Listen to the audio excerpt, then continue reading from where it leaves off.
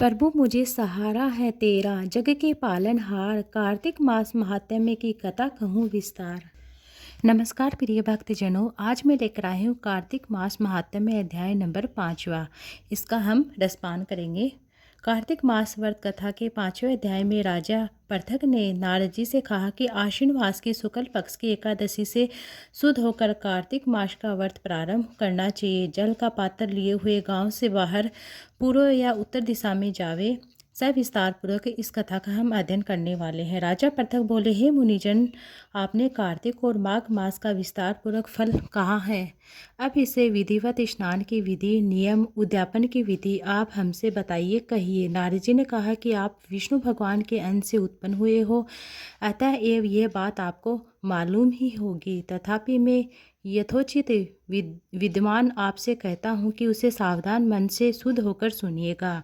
आश्विन मास की शुक्ल पक्ष की एकादशी से शुद्ध होकर कार्तिक मास का व्रत प्रारंभ करना चाहिए। इस व्रत को करने वाला सर्वदा रात्रि के चौथे पहर में उठते हैं और जल का पात्र लिए हुए गांव से बाहर उत्तर या पूर्व दिशा की ओर जाते हैं। हमेशा दिन में अथवा सायंकाल को कान पर जनेऊ चढ़ाकर, पृथ्वी पर तर्पण को बिछाकर, फिर सिर को कपड़े से ढककर, फिर मुंह को यत्नपूर्वक बंद करके थूक या श्वास को रोककर मूत्र त्याग करे। रात्रि के समय दक्षिणामुख होकर बैठकर मलमूत्र त्याग किया जाता है।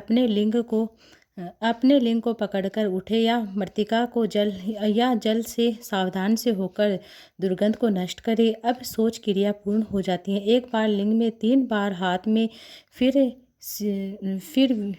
हाथ में 2-2 बार और 5 बार, गुदा में 10 बार, बाएं हाथ में दोनों हाथों में 7 बार मिट्टी लगाकर अच्छी तरह जल से धोवे। यह सोच विधि गृहस्थ के लिए कही गई है। ब्रह्मचारियों को दूनी और वानप्रस्थ को तिगुनी और सन्यासियों को चौगुनी अधिक शुद्धि करनी चाहिए। जो व्यक्ति विधिवत और विधि विधान से दिन में कही गई यह भी जो भी क्रियाएं करता है, उसके आदि शुद्धि रात में ही होनी चाहिए। उससे भी आदि विधि यात्री को करना चाहिए। सोच कर्म से रहित मनुष्य की समस्त क्रियाएं निष्फल हो जाती हैं। जो मनुष्य मुख शुद्धि अर्थात धातु नहीं करता है, उसके सब मंत्र निष्फल हो जाते हैं। अतएव दांत और जीभ को बलपूर्वक साफ करना चाहिए, स्वच्छ रखना चाहिए। हे वनस्पति, तू आयु, बल और कीर्ति, तेज, प्रभा, पशु संपत्ति, वर्मा, ज्ञान और बुद्धि विद्या हमको दे। यह मंत्र पढ़कर दातुन वृक्ष से ग्रहण कर, यह मंत्र कहकर दूध वाले वृक्ष से दादवश अंगुल दातुन लेकर करे। और श्रद्धापूर्वक व्रत के दिन और आप प्रेम पूर्वक व्रत के दिन यह धातु ना करे। प्रतिपदा, अमावस्या, नवमी, छठ, रविवार, चंद्र, सूर्य के ग्रहण से दंत दावन कदापि ना करना चाहिए। कटीले पेड़, कपास, पीपल, रेड़ या निर्गंध वृक्षों की धातु नहीं करनी चाहिए। फूल, माला, चंदन और पान इत्यादि पूजन सामग्री लेकर प्रसन्नतापूर्वक भक्तिपूर्वक विष्णु भगवान की स्तुति करें। शिवजी के मंदिर जाएं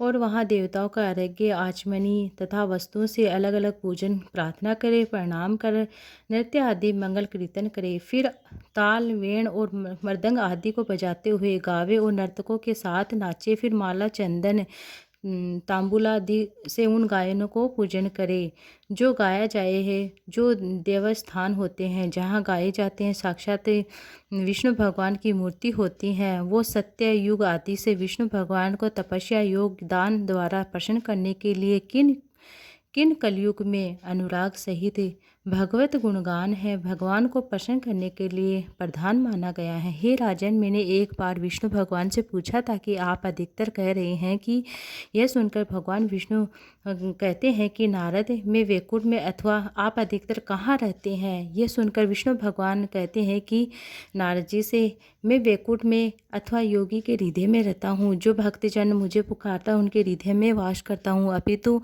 जहाँ मेरे भक्त मेरा गुणगान करते वहाँ मैं अवश्य रहता ही रहता हूँ। जो प्राणी चंदन, माला अधिक से हमारे भक्तों का पूजन करता है, उसे मुझे जैसी प्रीति होती है वैसी प्रीति मेरे पूजन से भी नहीं हो सकती। जो मुख्य पुराणों की कथा या मेरे भक्तों का कीर्तन सुनकर उसकी निंदा करता है, वे मेरे शत्रु सदृश होते हैं। निरीश और धतूरा के या गिरिजा से या चमेली से, केसर से या कंदार से या मंदार से या कनेर के पुष्प से, अक्षतों से विष्णु भगवान की पूजा नहीं करनी चाहिए। और अटहल, कंदन और या सिरूस, जूही, मालती, केवड़े के पुष्प से शिवजी का पूजन नहीं करना चाहिए। लक्ष्मी जी की अभिलाषा करने वाले पुरुष को चाहिए कि तुलसी पत्र से गणेश जी की और दुर्वा से दुर्गा जी की और अगस्त्य से फूल से सूर्य नारायण की पूजा ना करे। जिन देवताओं के लिए पूजा में जो फूल निषिद्ध है उन्हीं से उनका जो मतलब निर्दिष्ट है, जो देवताओं के लिए फूल अर्पित किए जाने होने चाहिए उन्हीं से वह पूजन करे। इस प्रकार पूजन समाप्ति के पश्चात देवादिदेव विष्णु भगवान से क्षमा याचना करे। हे सुरेश्वर, हे देव, मेरे पास न मंत्र है न क्रिया है, भक्ति से ही मैं हीन हूँ। जो कुछ भी आपकी पूजा मैंने की है आप हमारी उस पूजा को पूर्ण करें। इतना करने के बाद प्रतिक्रिया के दंडवत प्रणाम करें, पुनः क्षमा प्रार्थना करें, गायन कीर्तन आदि करना चाहिए। जो मनुष्य शिव और विष्णु भगवान की विधिवत कार्तिक मास की रात्रि में पूजा करता वे पवित्र आत्मा होकर अपने पूर्व जन्मों के साथ विष्णु लोक को चले जाते हैं। इस तरह से ऐसी प्रार्थना करने के पश्चात साष्टांग प्रणाम करें, भगवत कीर्तन करना चाहिए, श्री हरि की कथा सुने, प्रसाद ग्रहण करना चाहिए। जो मनुष्य उपरोक्त विधि के अनुसार कार्तिक व्रत का अनुष्ठान करता है वह जगत के सभी सुखों को भोगकर अंत में मुक्ति को प्राप्त होता है। ये था कार्तिक मास महात्म्य अध्याय नंबर 5 जो पूर्ण हुआ।